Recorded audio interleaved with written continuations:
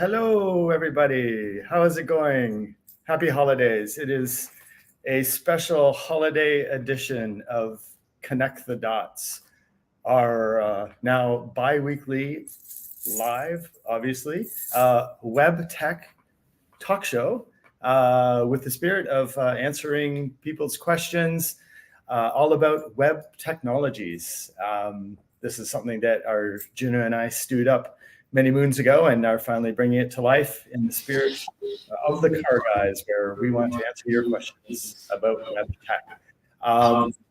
We love anyone who presents questions. We'll be kind of monitoring those channels and doing our best to provide some cool answers. We have an amazing guest. I'm going to let Arjuna just introduce Dotfusion a little bit, and then we will cruise into questions and answers. Awesome. Yeah, so Dotfusion is a team of curious design and code professionals. We're based across Toronto, Montreal, and Phnom Penh in Cambodia. We kind of strive for perfection in what we do, and we have a general leaning towards thoughtfulness and joy in our ways. And we build basically beautiful websites and mobile apps on enterprise platforms such as Contentful, Agility.cms, Magnolia, to name a few. And back to you, Chris. Awesome. So again, this is call-in show style. So feel free to ask any questions. Hey, let's get right to the most important aspect of the day, and that's introducing our friend and colleague, Margaret Cooper, who is joining us today to talk about PropTech, in particular about new and emerging technologies in and around the shopping center space. And welcome. Welcome. And let's be clear, I'm not a tech expert. You guys are the tech experts, but I try to be the sort of marketing PropTech for dummies kind of scenario. So you've done a great job of educating me over the years, and I'll happily share what I know about what's happening right now. Super cool. I do love your sweatshirt there, by the way. Yeah, shout out to Woody at the Micmac Mall in Dartmouth. He's an icon. Awesome. Do you want to just tell our audience a little bit about your history, how long you've been in the field, and how you got here? Sure. So I've been in shopping center and marketing roles in not only just the shopping center industry, but for brands as well in the retail world. So usually in positions of kind of national and local marketing positions, always about driving traffic, always about driving sales, but also about community involvement and the importance of just that geo-local approach as well, which has become even more important with our global world. People like to still have that kind of customized or personalized approach that digital really can offer. So again, through that AI tool. So that's what I've been up to for the last, 20 to 30 years at least. Okay. So, and of course, we met long ago at Yorkdale Shopping Center. That is true. Many moons ago. Yeah, first website ever. So that's what, my claim to fame with first meeting Chris and Dotfusion was they were one of the first initial shopping center websites. And I think there was a lot of people that followed suit, obviously, afterwards, but it was very innovative at the time. Okay, well, thanks. I was right at the beginning of the internet. So technology has grown and changed. And as a kind of leader in the space, can you share maybe some of the current trends that are going on? Of course, we're going to talk about AI. What do you see kind of happening and kind of shaking things up a little bit, I guess? Sure. Like even before COVID happened, and of course, COVID really accelerated a lot of changes in consumer behavior as it relates to online shopping, as it relates to pre-shopping. It was already happening before, but it's definitely a change in consumer behavior that we've had to respond to. Not only just we as shopping center industry, but retailers in general. People are doing a lot of pre-shopping. So they want to be efficient with their time, and there's just so much available to them online. So, in the same way that you might buy a car, you do all your research online, people are doing the same thing with shopping. So they want to get online, they want to find out what brands we have. They, in a perfect world, want to know what inventories those brands have at that particular shopping center to, again, be super efficient with their time and making sure that the whole shopping trip is purposeful. So, yeah, we're having to respond with new platforms that are allowing that pre-shopping behavior, being super dialed into search engine optimization to make sure that we are on people's dials as they're out there kind of planning that shopping hunt. And then when they actually get to the shopping center, making sure that that actually converts, and that ideally that we have that either that merchandise in that particular store, or at least they're aware of the brands that we have in the shopping center pre-shop. Interesting. So if I just kind of play this through, folks are doing their best to check out what's available, trying to figure out if what they want is there, or if something in the category of what they want is available at that shopping center. Something that we've been trying to solve for a long time is how do you kind of integrate products that are mainly maintained by the merchant's inventory systems to be presented as available or not in the shopping center. And I know that's a challenge. I think there's some tooling out there that's trying to do a little bit of this kind of thing. There is, yeah. So we're working with a platform, white label solution that we call What's in Store at a couple of the properties that I work with. And it's not without its challenges, because it's still technology that's finding its way. And I know every day or every week, I'm sure there's some improvements happening. It is very reliant on, our retailers' inventory being as current as it can be online, because that's the inventories that we have access to. And it is tend to be just focused on more of a national retailer that would have that kind of advanced technologies as well. So really the future would be, how do we adapt that for a 1 or 2 person, or maybe even just a singular retailer that has an inventory, but and they want to participate in this tool, but they aren't sophisticated enough to have those, those kind of online inventories in the same way. So how do we include them?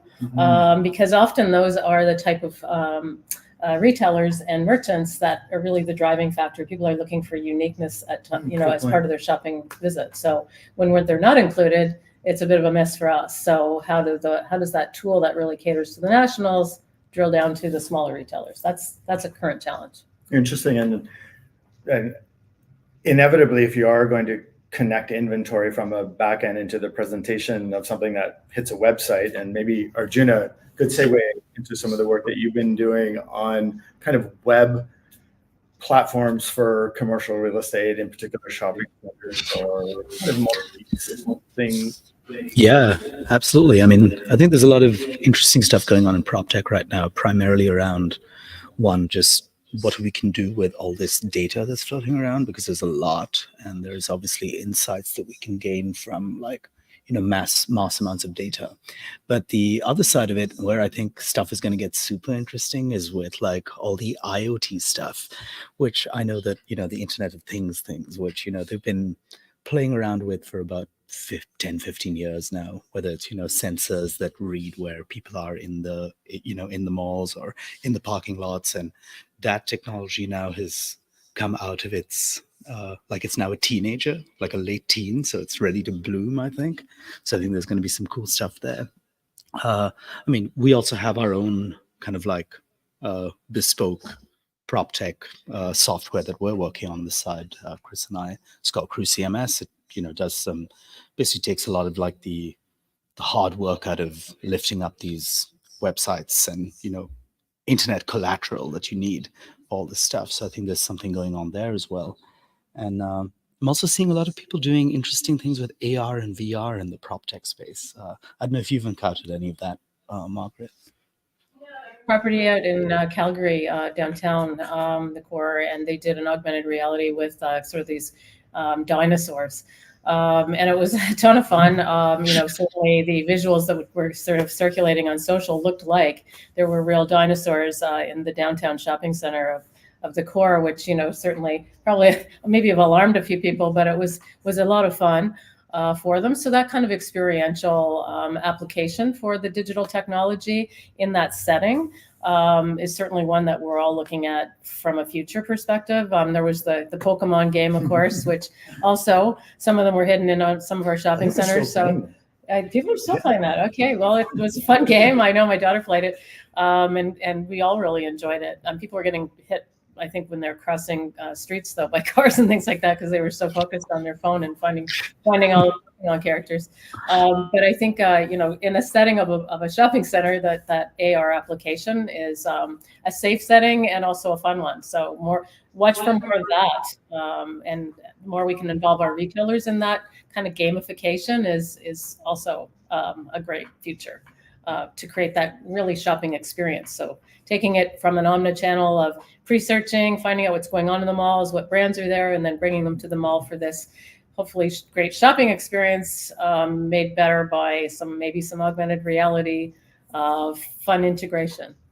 Cool. Yeah. So when we think of like all of these kind of features or opportunities, one of the challenges that we see that still hasn't been overcome is how does this all come together in one experience? So there isn't kind of a tenant app, a leasing app, a security app, if we're talking about office buildings or mixed use properties, separate kind of swiping to get into the property. How do you book your kind of tables and offices, all the way down to the retail level where you're shopping, and maybe there's a ritual integration. So, food can be either picked up or can be sent up to folks in the building.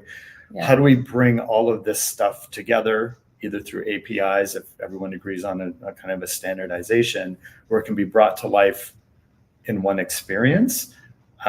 Things that we're thinking about, and how do we kind of bring the content creators into a unified administrative experience? Many of our clients have kind of a separate app for tenant services, separate one for a website. There might be, there's a lot of bits and pieces going on right now. And I know something that we spoke about before hopping online was this idea of customer service, and shrinking budgets are forcing folks to be a bit creative about how they service people coming to, in particular, shopping centers.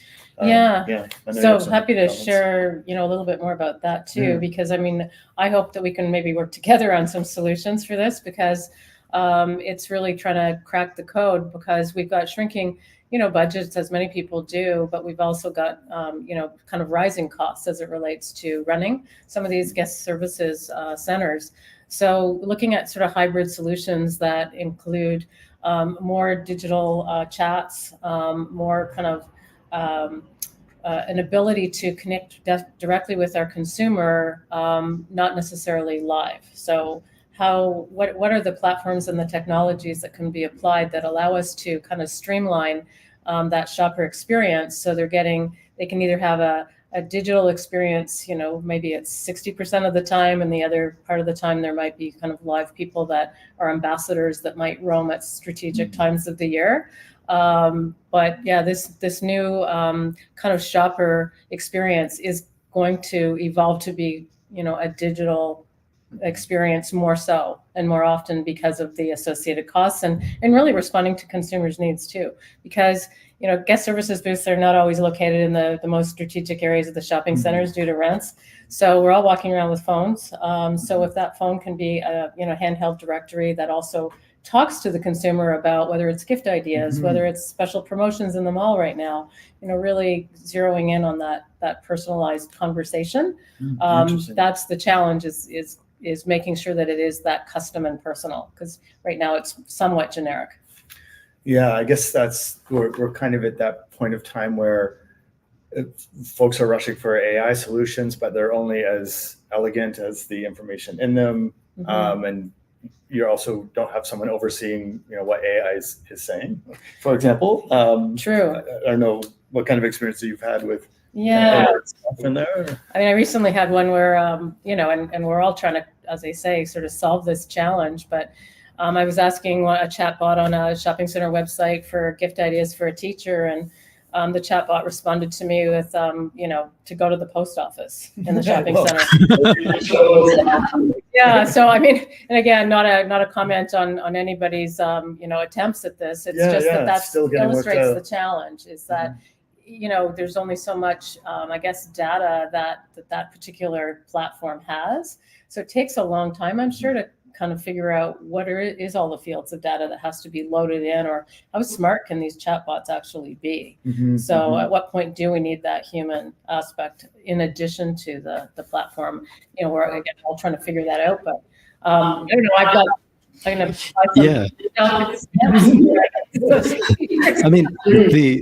the other side of this chatbot stuff is also that there's got to be some kind of way to kind of cut the noise. It makes more noise than kind of directs you where you want to go. And invariably, let's say you walk into, like, the only reason to go into a store as opposed to sitting with, like, just buying everything off Amazon, I'm guessing, is, you walk into a store and you actually have somebody who knows what they're talking about telling you something, and they actually help you cut the noise, like, I want this type of shoe. Okay, cool. Cut the noise.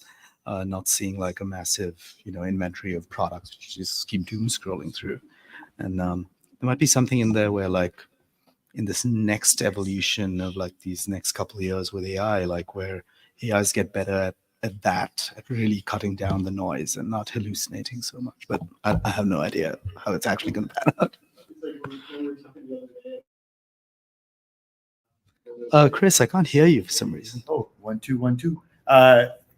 We're just talking about, like, nuanced AI, where it has, like, subtle faults, and that's probably next gen where it becomes a little bit more interesting to interact with and nuanced. I don't know, Margaret, are you getting any feedback from customers? And I know customers come in various profiles and cohorts, but is this idea of talking to a bot kind of acceptable in general? Does it depend on who's engaging? Yeah, I think, there's many other industries that are way ahead of us, service industries, that we all got used to being serviced by a chatbot, and that it was just more efficient. And so we've been getting conditioned to use chatbots over many years. So I think if anything, we're a little been slower to adopt to that, but I think today's consumer is quite happy, and for the most part, very convenient to have that engagement right on your phone or at your computer if you're doing the pre-shop.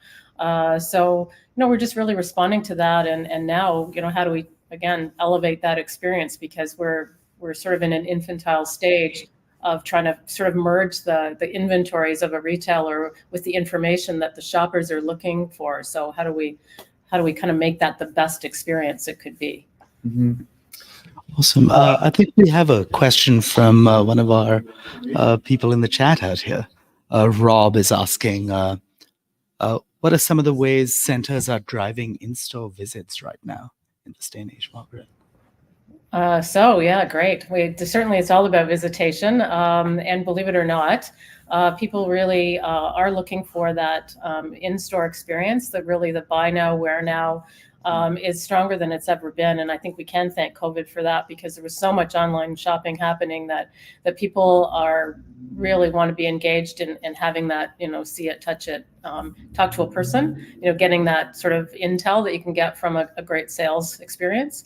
So how they're driving traffic, again, using a lot of various different digital tools, because that's where our consumers are, right? So we have to find them on social. So it's through all the regular channels, whether, a strategic approach using, Facebook, Instagram, TikTok for sure, but also adding in the element of influencers helps us really strategically target, those audience groups depending on that product mix that we're trying to promote. So as a shopping center, sure, we're like the house for all of the brands, but we keep an eye on sales. It's an important time of the year for all of our retailers now. And if we noticed, for example, that the shoe category was still pretty soft, we might decide to launch a strategic targeted shoe campaign. So we might might reach out to influencers that are shoe fanatics, and there's all sorts of digital tools that you can use, when we have some of them that will help us sift through all the influencers that are out there that are probably in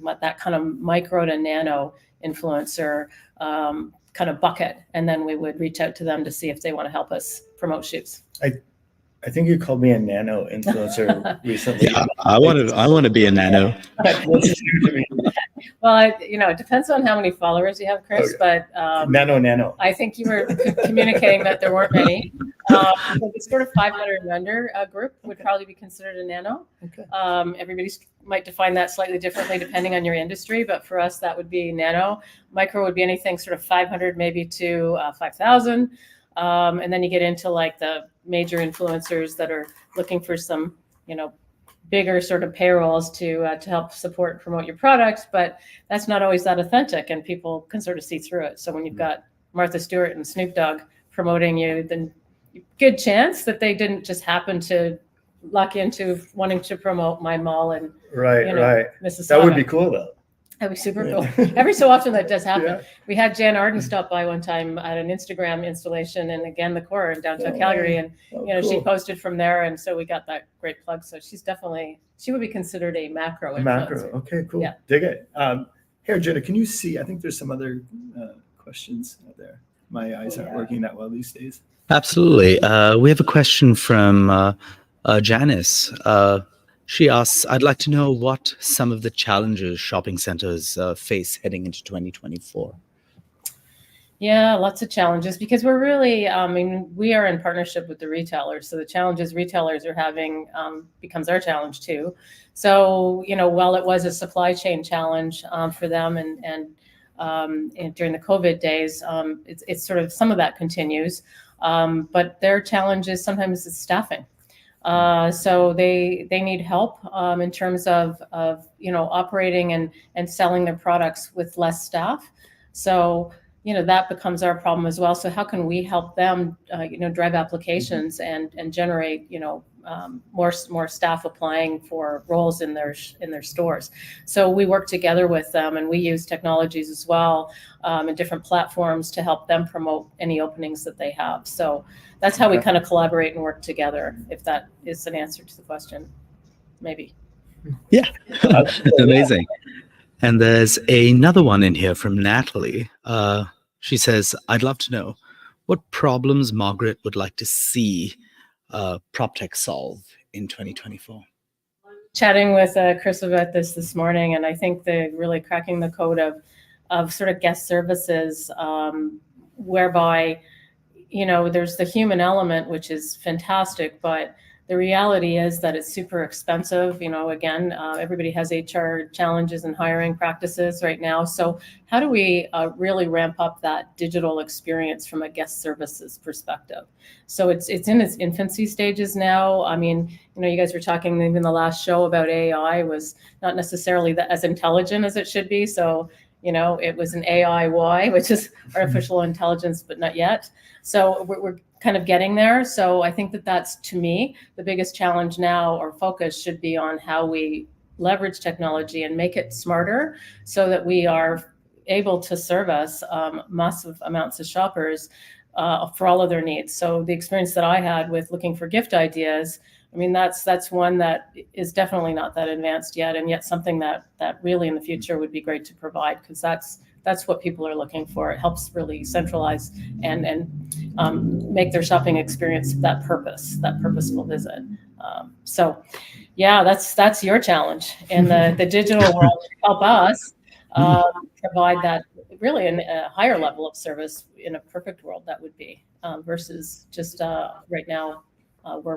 We're trying to figure out how to use and leverage the platforms that we have available today. Super cool.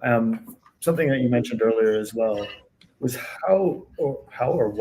what's going on in this hybrid kind of tenant services touches the merchants kind of situation. There's some technology that's kind of, I guess, almost being adopted from more traditional office towers into shopping centers or mixed-use properties? Yeah, that's, as you say, working on any sort of platform that creates some efficiencies in terms of communications is where we're all at nowadays, because we all get multiple emails, apps, as you've said.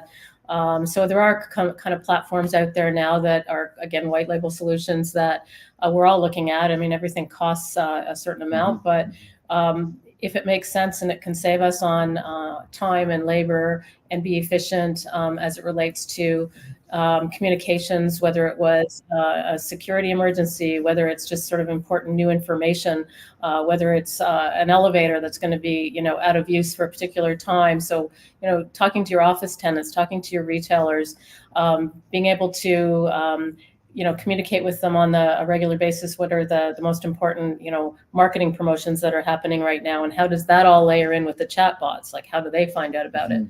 So it is the centralization of information on a platform that can have multiple uses. So operations can use it, marketing can use it, security, and such that, is this really efficient hub. So I know there's lots of work that's happening in that space now. There are some good white label solutions, and it's just the adoption of all of that. So getting all of our team is sort of on board to onboard it and use it and make it really efficient. I just had this idea, kind of lifting from our kind of CMS world, is it's almost what I'm hearing is we need an orchestration layer for all of this stuff. And Arjuna, maybe like good segue. We've been working up CMS, which technically biased towards being an orchestration type of layer to things, in that it's mostly a content platform for commercial properties websites. That's how it started. Those are shopping centers, office buildings. But what it has turned into is an integration layer, because we have so much stuff kind of built into that. Just thinking as we merged kind of tenant services into talking to merchants, into impacting customers and the tenants themselves. Do you want to speak a little bit to like some of the integration-y stuff going on out there? Yeah, absolutely. I mean, just from some of the experiences building stuff with crew, I mean, like definitely what's happening in PropTech. In PropTech, they call it automation, not so much orchestration, though we would call it orchestration. Like, there's just these little layers that you're kind of conducting and saying, hey, I have this platform crew that can kind of like orchestrate and like conduct, saying, when you get data from here, do this thing there, or pull this data from here and present it on a screen that is on the concourse of your mall, or XYZ, whatever, or flash a notification in a user's mobile phone when they pass X point. So definitely that is something that we're seeing people trying to solve in interesting ways. I think where it gets super interesting, especially with the scene of a shopping center, which is very different from, let's say, tenant services, where a lot of stuff can happen completely online. It's a form that they need to fill out to say that their plumbing is broken, but or AI that is monitoring like all these devices all over the building, where you can say, okay, cool, you probably should be replacing your batteries on the doorbells on this date, because it can predict that. But with shopping centers, stuff gets really interesting, because there's people involved, and there's people physically involved. So I think the challenge is definitely a tougher one to crack, and also much more nuanced one to crack. But definitely, automation and orchestration is something that is going to be the way that we're going to be able to solve these problems. A fairly technical chat, you threw in doorbells. That made my day.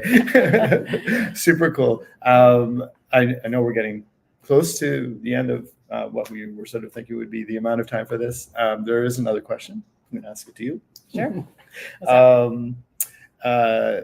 Marie is curious about specific examples of kind of successful integration of technology initiatives, like ones that you're like, yep, this is awesome. I know we spoke about email earlier, which would not be like the most advanced bit of technology, but it is a fundamental practice. But anything kind of new and whiz bang that seems to be is sticking around. Well, Chris, again, it's not, email isn't the sexiest sort of marketing tool in the toolkit right now, for sure, but it's an important part of this omni-channel experience. So I would say, our biggest sort of success certainly has been working with some other tools and technologies that allow us to kind of plan and orchestrate a strategic approach to using social and digital, because it allows us to look at our engagement. It allows us to look at competitors and how they're doing. So it's not a specific execution per se, but it's that process by which we schedule everything that has certainly allowed us to be, I would say, more successful in our strategic approach to using the tools that are out there to engage with shoppers, and we can sort of figure out what's working and what's not. Cool. So because there's just so much information out there, and there's so much data, that this sort of houses it all in one particular tool for analysis. So I think that's probably our biggest sort of, right now, secret to any success that we're having. But, certainly always open to new technologies. I publish this little email every week internally called The Lowdown, and just found out that Pinterest is opening a pop-up store in New York. Okay. because they're aggregating all their data and they actually find out what the top trends are. So there's like 23 top trends by Pinterest, and they're actually going to have a pop-up store for 5 days in New York with selling those products. So yeah, that's super cool. I mean, Pinterest hasn't always been on our radar as a tool to use, and maybe that's something going forward as well that we kind of dial back into our toolkits. Or maybe we wanted a pop-up Pinterest store in our shopping centers. Yes. So, you know, it's this whole kind of, you know, new world and new shopping behavior, and just kind of trying to stay as plugged in as we can to what consumers want and what their patterns are. So that's a never-ending challenge. I know there's another idea floating around out there, and that's how in these days when budgets are compressed a little bit, can more people manage more properties at once? You know, giving you ability to control multiple points of content or marketing through one channel, but it affects more places and spaces. Something that we're thinking about anyway. Yeah, definitely. And we want to talk more to your team about that, because I do think there's an opportunity there for efficiencies. And again, yes, the marketing budgets are always a challenge, and they're definitely not, you know, increasing. So how do we be more efficient? But there's, you know, if we talked about that guest services role, and is there an opportunity there to be more efficient, where we have one point of contact that can optimize resources and provide customer information and feedback for multiple centers? Yeah, we should be looking at that, and let's keep a conversation going about that, because I think there's definitely a future in sort of being able to optimize our resources in that way. Cool. Yeah. I'm getting a sign that we might be out of time. So, and that's accurate. Thanks, everyone. Thanks, Margaret. Thank Super you, Chris. awesome for you being here and and dressing up me today. Arjuna, thanks for being with us. And Thank you. Yeah, looking forward to more sharing and web tech talk. Just before we sign off, our next show is coming up in January. I believe it's January the 10th. We'll be sure to be doing some promotion around that in the next coming weeks. If you have any questions that you would like answered on an upcoming show, send us an email at connect@dotfusion.com. Have an amazing holiday and enjoy your time on the planet as best as possible. Ciao.